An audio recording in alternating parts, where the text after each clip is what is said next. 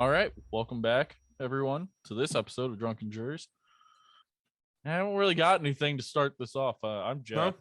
I'm Adam. I'm Nick. I'm drinking some Bud Light seltzer.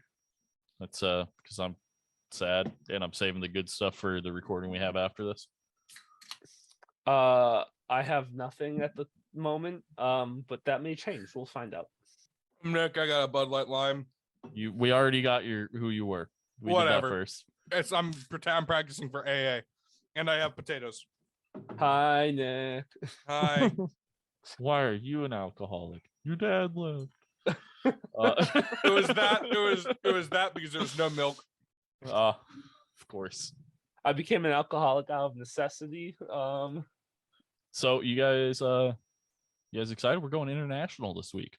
I have no idea what the fuck we're talking about. Yeah, I know, but I'm just telling you we're going international. You fuck. All right. I'm excited now. We're going to England. Ah, why? Yeah. Some weird debauchery happened and Interpol gets into it. So Woo! I do love Interpol. So yeah, we're going over the case of. I'm gonna list off a couple names here because you'll figure it out later on. But Ronald Platt and aka Albert Johnson Walker, aka David Davis. So we'll get into explaining that because that's a whole fucking debauchery. Have we ever talked about Interpol before? I don't think so. I do not believe so. Adam, as a resident, know nothing. Do you know what Interpol is? They do some government thing that everyone likes to complain about in movies, and I laugh along with people to seem like I know what they're laughing about. Now you can know. Like Interpol is International Police. It's short for that. They are not quite part of the UN. They're not quite part of the EU. They're just kind of an international. I think they're set up on like a side treaty based off of the UN. Like they're not under the UN, but like the UN helps set it up. They do walk a very weird line. It's a really weird one. Like you need to basically you have to be part of a treaty country that signed on to the Interpol treaty country, but like even though you signed on, like your country's State Department or Foreign Office needs to sign off on them being a part of a case. You have to request them. They have their own investigations, but like it's like they just kind of can't do anything unless they get approval from the country's government. The Red Notice is like the movie is just like an internet is like the Interpol's most wanted. It's usually reserved for terrorists and murderers, sexual deviants. Well, I hope you're excited for the most wanted here. Yay! So, again, hey guys, we get to tag this as educational again for once. Holy shit, look at us go. Fuck yeah. So, you're welcome. On July 28th of 1996 in Brixham Harbor of Devon, England, some fishermen go out doing their morning fishy thingies. They're not doing so well. Don't get a big catch, so they decide to go into an unfit, like a rarely fished area, which is about 6 miles farther out. So they go out there, they cast their net, and as they're pulling it up, they realize it is very heavy, and they're like, "Holy shit, we nailed this!" They pull it up, and they pull out a dead body of a man who was wearing a long sleeve shirt, pants, brown shoes, and a Rolex watch. The body has no identification on it, and it has a huge gash on its head. So the Rolex watch comes into play here pretty quick. So the date on the watch was the 22nd of July, and his pant pockets were pulled out, so it was therefore determined that his pockets have been gone through. The body wasn't extremely decomposed, so they assumed it had not been there very long. And they also found a tattoo on the back of the hand, which was later found out to be a Canadian maple leaf.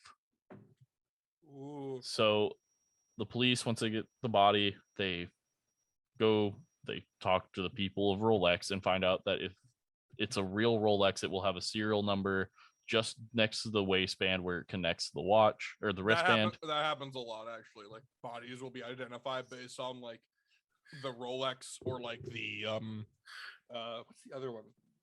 Not Cardigan. No, not Carnegie. I can't remember what the other really fucking bougie ass watch brand is. Oh, I don't God. know. I don't know anything other than Rolex. I don't know shit about watches. Fuck. Rolex and other watch brand. Other brand. Really putting in some effort here around the You're right, potatoes. I am. I have to go over the potatoes. You're not wrong. Monitor Bright. List of watch manufacturers. There we go. This can't be awful. Yes. Cartier. Cartier. Yes. So they find bougie ass watch brands that are worth more than my car. So they find out the serial number and they use it to see who bought it and who had it serviced. They found the name was Ronald Joseph Platt. We're just going to call him Platt from here on out. Not RJ? No. Oh. So they then went to his apartment in Essex, and after talking to the landlord, they learned of a man named David Davis. So the police then decided to go get information from him, but they also, while doing so, they first called him and they tried to get information from him without telling him that his friend was dead. But eventually the conversation just went down the road and they had to tell him that the man was dead. But from the phone call, the guy didn't seem shocked or really affected in any way by this. And then David Davis then agreed to meet with the police. So the police found out that David Davis had loaned Ron money to get set up in France. He also gave them a picture of Ron so they could help identify the body. They then put together that Ron most likely fell overboard and died, so they started to close the case. So a little bit later, the police want to talk to Davis again. So they sent out a patrolman because he lives a ways away. So they send out a different police departments like patrolman. He can't find the house because there's no like identifying numbers on the houses out there. Like it's way out in the country. For those wondering, English police is a lot like Canadian and Russian police, where it's centralized top down. There's the national branch, and then fucking each town has their own little fucking department and mingle and all that. They're like the major cities like London might have their own, but pretty sure it's still just like a subsidiary. So the officer went around looking for the house, couldn't really find it. So they just went up to one of the houses and knocked. A couple answered the door and told him that the house he wanted was next door, and they asked who he was looking for, and he told them that he was looking for David Davis. Oh, they were immediately confused because they told them that Ronald Platt lived there and that they had never heard of David Davis. So obviously this is where things get fucky. Is this where Interpol comes in and like looks for an art thief? No. That looks remarkably like Dwayne Johnson. No. Okay. They continued to talk to this couple about Ronald, the man who lived next door to them, and said that the Ronald who lived there had a much younger wife and 2 kids. He was like 50 and the wife was in her like 20s. Like quite the age gap. And the kids were like a toddler and age 3, like a baby, and then like a toddler of the age of 3. So obviously the police are like, okay, go. No one's at the house. So this case stays open a little bit. They go back to the fishermen and find out that there was actually an anchor found with the body, but for some reason didn't tell them about it. When they asked why they didn't tell them about it, they said, well, you didn't ask. What? So, what? When is this? When was 1996. What? Law and order was a thing at this point, people. You know how to talk to cops at this point. In England, though? Do you think they watched in England? Fishermen, nonetheless, people who probably don't really have a TV. I don't know. I don't know how far back in the olden times England is. Do they even have TVs yet? I more meant like were they watching? They just got color. Okay, I'm wondering what my point was. Were they watching American television? Well, I got the BBC. Yes, they watch mostly American television. Back then, with the exception of Doctor Who, apparently. Anything? Well, that's BBC. That's different. Damn it, Nick. Oh, fucking! I've watched like 5 episodes of Doctor Who in my entire life. British TV's wild though because they only have one ad break, maybe two, and an hour segment. Is that why fucking it's paced so weird? Yeah. Okay. British TV, because they do one or two, and I mean every once in a while, depending on the show, you'll get 3 ad breaks where we have standardized. We have standardized 5 per half hour. Fucking god. We have like 3 to 5 per half hour in America. So in America, writing has to get you to the welcome to capitalism.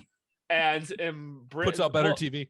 But also British TV is still like the 42 minutes for an hour segment. They just have like 5-minute long advertisements. Hey man, it's time to get up and make some popcorn and get ready. Yeah, for the well, next it part. gives you enough time to go take a shit. Take a shit, probably make not taking popcorn, a shit. do what you need to do before the show comes back on. Mm-hmm. Yeah. So the police end up finding a receipt in the house of David Davis / Platts for a nautical shop. Doppelganger Donger. Shut the fuck up. I don't like you. Okay. Pissing me off already. Yay. So, and they find out that a 10-pound anchor was bought. And they find the 10-pound anchor in an auction shop.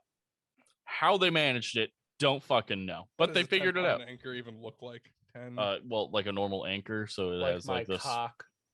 Yeah, it has a mushroom head. Honestly, Yeah. like it does have like a mushroom tip to it. I guess. No, that's not what. I'll be honest with you. That's not what I was expecting. It looks like a fucking like. Pretty determined that this is what gave him the gash in his head. By the way, so. Oh, I mean, because this was sharp edges. Apparently, we'll get into it, but this was tucked in his waistband to make him sink. So after all this, they got out. No, I think you said never mind. I was gonna make an Amazon joke, but never mind. Stupid bitch. Hi, nice to meet you. So the police found an ex of Ron's and found out that they lived with each other for 10 years until 1993. She explained him as a caring, kind person, and she had photos of him with the Rolex that they found him wearing.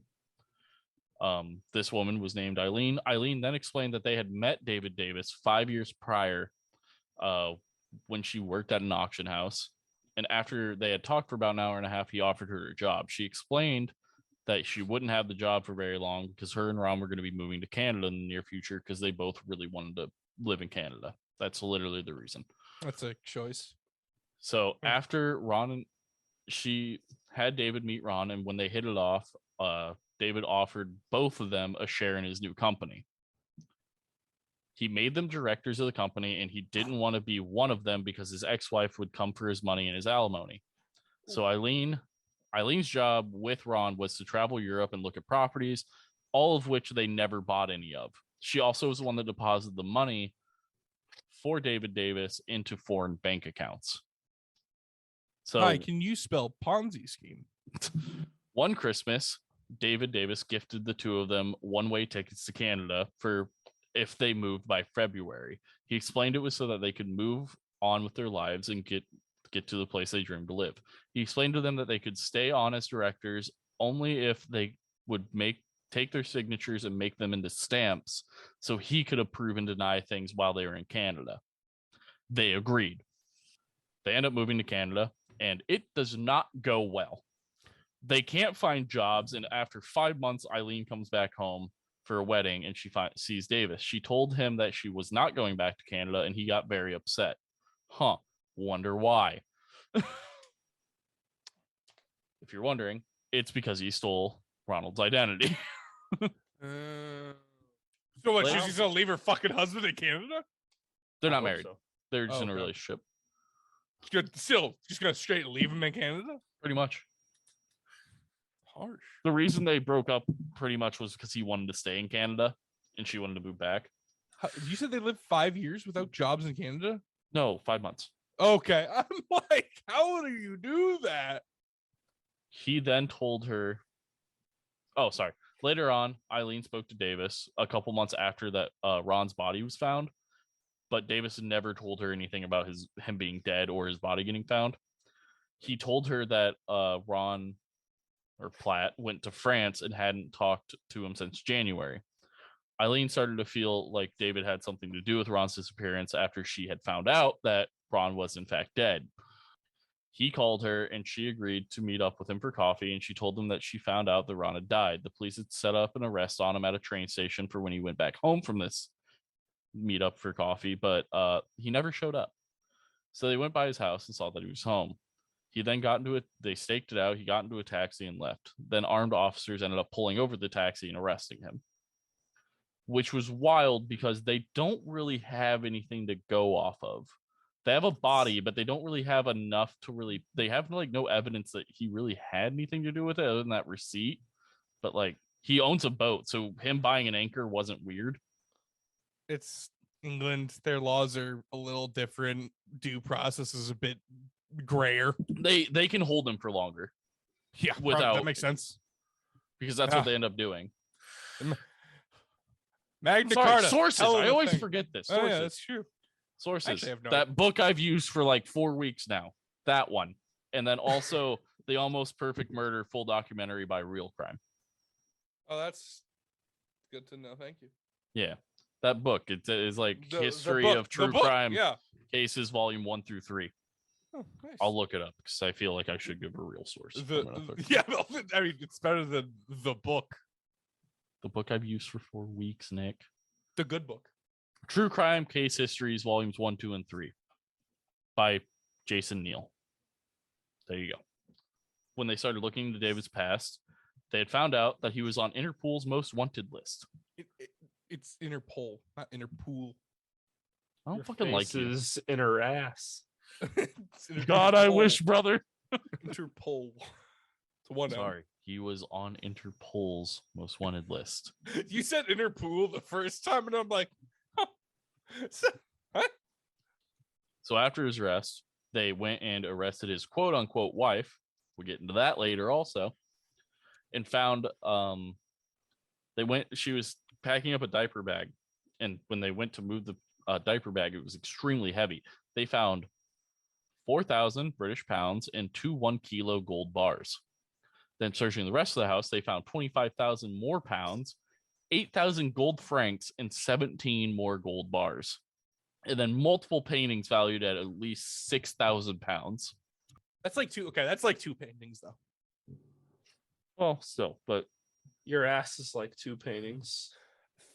ooh, flat on drywall.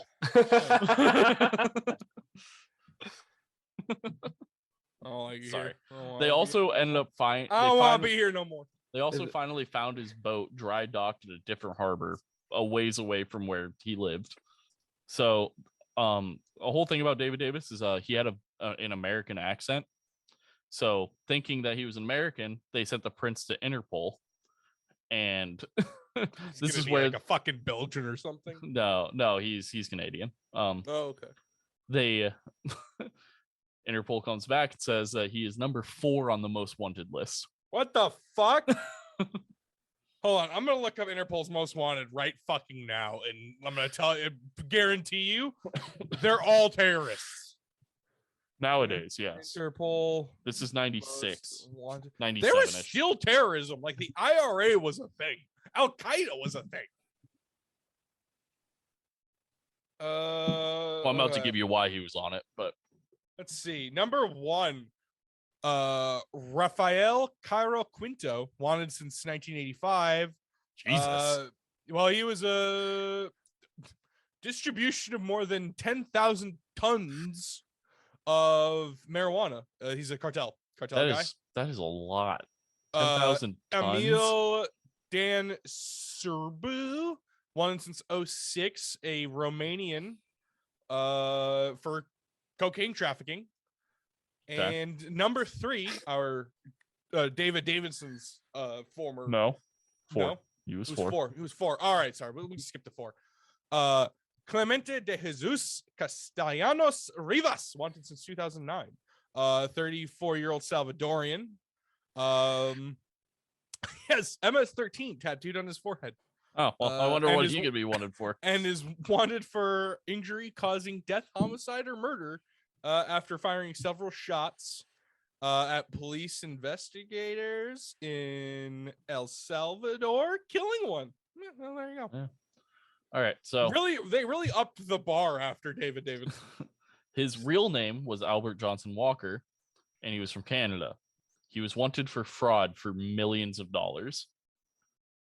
He was divorced from his wife and was found at one point trying to sneak back into the house. But in the 1990s, he disappeared with over $3 million of money he got from his investment firm that he used to get old people to invest their retirements into his company. He then left with his daughter to go to Europe. To be fair, that's what number 3 is on the list for. Once gone, he became David Davis. His wife was his daughter. Wait, what? Hold on. What? No, you can't just drop that on me when I'm walked away. What? Yes. Hold on. Pause. His Hold quote on. unquote wife was his daughter. I don't know. I don't know. Were they anything. fucking? Were they fucking? I don't know. You can't come at me with like that daughter if they're not fucking. I don't know if the kids are his. You cannot drop that on me, Jeffrey, and not tell me if they're fucking or not. I've been looking. Nowhere says that the kids were his. And so what? We're going to assume better angels and that they're not? Isn't that No, literally? so, I have the Constitution. so I looked up multiple sites and I have Wikipedia up and it literally says his daughter who poses his wife. During this time, the daughter had 2 children and the paternity of whom has not been revealed. That makes me think either two things. One, they're his kids, but I also don't know why they'd cover that up. And then 2, it was a member of the royal family. It was Prince. It was Harry. It was You Prince caught Harry. it. Yeah. It Prince was Harry. Harry. He was like what? 6? God damn it! It was Charles. God damn that scoundrel. No, it was Elizabeth. It Straight was up. Princess. No, I was gonna say it was Princess. This is Princess Diana. One of the kids is Princess Diana. Oh shit! So Even though he Harry. he refused to. He didn't talk about the murder or anything. So what they believe happened was Walker took Platt out on a fishing trip on the 20th of July of 1996, because this goes back to the Rolex. So Rolex told them that type of watch without any wrist movement would keep going for 40 hours. So with the date ending on the 22nd, they could put back to his death was on the 20th. I know how you would have. I know exactly how you could have gotten away with murder within this case. So this is literally considered the almost perfect murder. Well, here's the thing. That's the name of the documentary. He would have gotten away with it if he had attached a shake weight to his wrist before dumping him in the water. Oh my god, he could have just taken the watch, Nick, you dumb bitch.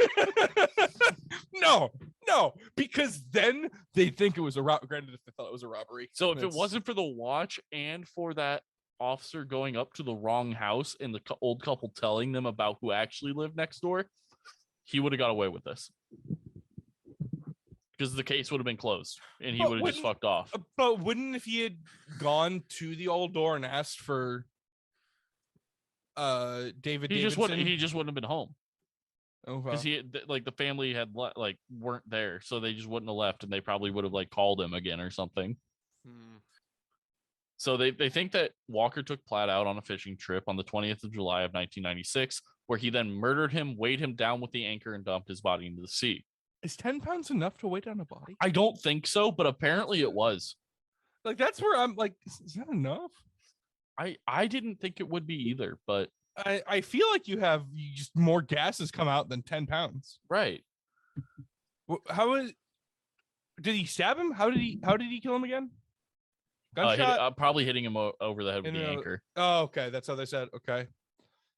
That's the only way. Oh, no, sorry. He drowned. So he probably hit him over the head with the anchor. And then he drowned. Weighed him down and drowned him. If he Because drowned, they did- then they- if he drowned, then his lungs would have filled with water, and then that probably would have so filled. they Okay. did say that his actual cause of death was drowning because his lungs Okay. were filled with water. Okay, then that along with the 10 pounds. That's why they originally thought maybe it could have been like a suicide or like an accidental death, because he did die from drowning. He could have just hit his head off of a rock when he drowned. Yeah. Okay. All right. Interesting. So in the spring of 1998, Walker's preliminary hearing was held in the village courtroom of Tynemouth, England. I don't know how to. Ting ting dong. It's Teign mouth. Ting long mouth. So on Ting the long mouth. shut the fuck up. On the 27th of April of 1998, Walker pled not guilty in the murder trial in the English city of Exeter. He was then found guilty in 1998 and received an automatic life sentence for murder. Had he not been convicted, the Foreign and Commonwealth Office would have transferred him back to Canada to face his fraud charges, which in 2005 they did anyways. So he got transferred to Canadian prison and he faced the charges of fraud, theft, and money laundering. Then on the 23rd of July of 2007, he was sentenced in Kingston, Ontario to 4 years for fraud and 1 year concurrent for violations of the Bankruptcy and Insolvency Act. So, fun fact, on the Interpol kids page, the URL kidskittle.co/Interpol. I don't like that. Which I think is just an encyclopedia for kids. One of the suggested readings is for the former Interpol president, Meng Hongwei, who pleaded guilty of accepting 2.11 million in bribes. Jesus. So a little bit about the background of like the financial office he had in Canada was called Walker Financial, and in over a decade, I'm just reading this straight from Wikipedia, by the way, for his page. In over a decade, Walker Financial grew into a 6-branch operation with about 30 employees. In 1986, a stock deal that Walker had invested in collapsed. As a mortgage broker and financer, Walker defrauded about 70 Canadian clients of $3.2 million. And then in 1990 is when he fled to Europe. Well, fled to England, but yeah. It's not technically Europe, I guess. But that is the wrap up. He is still in prison. He's not dead. I don't think UK has a death penalty anymore. No, it's an automatic life sentence for murder, though. Apparently. Yeah. that checks. So that is the story of Albert Johnson Walker / Ronald Joseph Platt / David Davis. Have we been having a trend of double lives lately? Yeah, 3 in a row now. Wild. Good job, Jeff. Yeah. How that keeps going, I don't know. Yeah. Maybe all the true crime history cases of those volumes are just straight up double life people, and I haven't picked up on it yet. But yeah, you guys got anything? No. Nice little quick hitter here this week. I feel like this is our first international one in a while. Interpol's current annual budget is 142 million euros, and they have members in 181 countries. I am actually really I kind of wanted to be Interpol when I was a kid. Like that was one of my pipe dream. That was my pipe dream, as opposed to my pipe dream of being a U.S. Marshal. Very neat. Adam, you got anything? Anything more about the British television market? I have so much information about British television. We got markets. time. We got time to burn. I'll give you 5 minutes to talk about it. I am setting a timer for this though, and if it's boring, I'm cutting it out. Doctor Who aired in much shorter segments than its hour slots, and usually aired in 2 or 3 parts weekly. Didn't most of them burn? Like the originals burn? That's what I was getting to. So Okay. the BBC Basement, which they did not keep good records of because they were like, it's aired once already. Why do we need to hold on to it? So just throw it down in the basement. And they never thought that people would want to rewatch or anything back then. So disorganized and whatever. The basement had flooded at one point. So that was exciting. Then the base, and so a bunch of things got destroyed. And then not long after the basement flooded, the BBC basement caught on fire, destroying a whole bunch of a bunch of things that are extremely historic and for entertainment. And it's really sad and depressing that those are gone. Some of those things are some of the original runs of Doctor Who.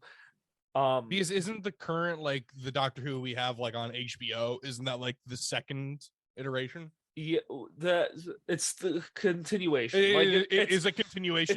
It's a reboot sequel. Like Okay. so the first season Mhm. or series as they call it is the 9th Doctor.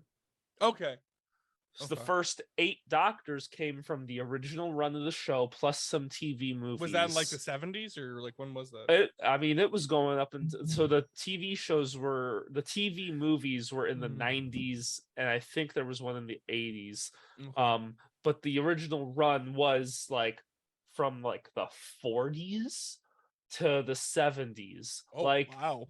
I mean, it was a long time. Was it maybe the 50s. would you consider it kind of like a British Twilight Zone? Yes, Okay. very much so. But it was in like 3 or 4 parts for every episode because they would air it in like 20-minute hunks. Mhm. Isn't that kind of how they did the BBC Sherlock Holmes too? Wasn't it in like 4 different parts? No, no, But it was just a normal show. Like BBC, Yeah. I've watched plenty of. I love the BBC shows. Sherlock Holmes show. They But they have it is a weird format, like for you to watch as an American. It's just Yeah, like I watched, odd. You'll watch it and it's have just you like kind of seen- odd. Have you seen Bodyguard on Netflix? No, I Super heard it good. was okay. Okay. Put it on your list. That's my favorite BBC show I've seen. Okay. I haven't seen many, but that was my favorite one. What did I watch? But I anyway, watch German TV. That's what I watch. But Weird ass. this is like in that weird transition from radio to TV. So anything on TV, theoretically, you could like it was like they're showing visuals because they can, theoretically, minus the like it was still formatted like a You have radio less than 2 show. minutes. I'll fucking kill you. I don't care.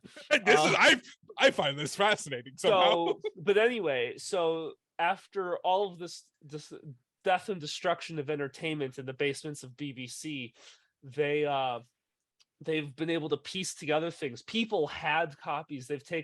People would record them like and have them stored at their homes like the way we would like record using our VCR. Like people would do something similar back then. They've been able to find these lost episodes, and after that, they've gone and they've been able to find scripts, and so they've tried to get the original actors.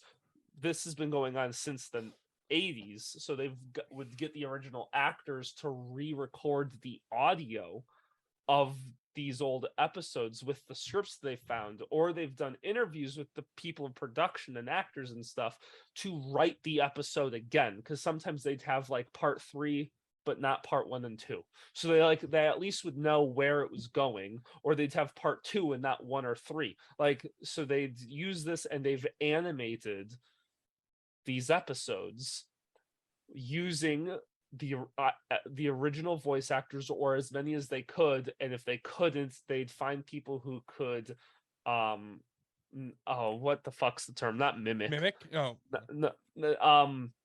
Reenact.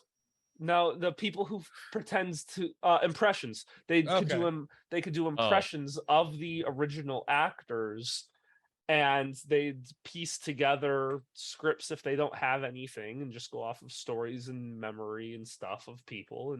And I think as of like 2 years ago, we've completed it. I had any part of it. I think as of like 2 years ago, though, it has all been completed. No. This is an accomplishment of mankind. You own that to the best extent that they can, because this is what we have now. And so it's very interesting, and to go back and watch this stuff, it's very weird, but it's been a dream of mine, a goal, to sit down, because I like the new Doctor Who. I don't keep up with it. I watched all of season 1 and 2, but I've wanted to sit down and binge and get through all of it, which is like 100 years at the almost 100 years. If you want to, I'd be willing, because I've been wanting to watch Doctor Who. It's on my list of I watched HBO. a couple but episodes of Shannon. I've never It was seen good. it. It was fine. I liked I've it. It was heard fun. really good things Yeah. of it. Yeah. So Actually, here I'll bring it around back to Interpol. The final president of the International Criminal Police Organization, the precursor to Interpol, was a SS general who was executed at Nuremberg in 1945. oh Jesus fuck. Yeah. I was honestly expecting you to say something like Hoover ran that too, and I was gonna be like, God damn it. No, the final president of the precursor to Interpol was a Nazi executed at Nuremberg. Right. Hoover was the really shitty FBI Yes, one who yeah, was like super sexist. Yeah. Yeah, and cross-dresser and like everything else. Just Odd time. Yeah, it was wild. It was a thing. All right. Well, He probably did have something to do with Interpol. Probably. I mean, obviously he dealt with them at some point. I mean, Yeah. That was for you. Just for you. Thank you. No, I hated it. Just cut it out and then just have those reactions. Yeah. All right. Well, Have that thanks. after my whole Doctor Who thing. I hated it. All right. Thanks everyone for listening. If you go into the description of this episode, you can find our link tree. It has links to all of our social medias, but that top link is to our Patreon. You click on that, the $1 tier, you get access to our Discord. You could possibly communicate with us. Probably not Nick, because Nick doesn't even check it for our own fucking shit that we have it for. Also, the $1 tier, you get the monthly movie review where Adam makes me watch movies that he thinks are important to cinematic history, are just really good or really bad. And it's because I don't fucking watch anything. But we did find out today that I have seen, I don't even remember what were we talking about. Oh, both the Footlooses. Yeah. You've seen both Footloose movies Oh, somehow. wild. Yeah, it was. So, do you guys like Norm Macdonald? I mean, before his passing. No, I like him. What? more No, I before love him after now. his passing. What? At You post throw in- passing is when, that's when Norm Macdonald really gets. Why So- do you throw that in there? You know, he gets. I'm no, that joke is too far. But Norm Macdonald was like, he put out a comedy special after he died on Netflix. I don't think he put it out. Well, Netflix put it out. Yeah, that's fair. So You're making some really weird accusations. I here. got through 5 minutes of that special.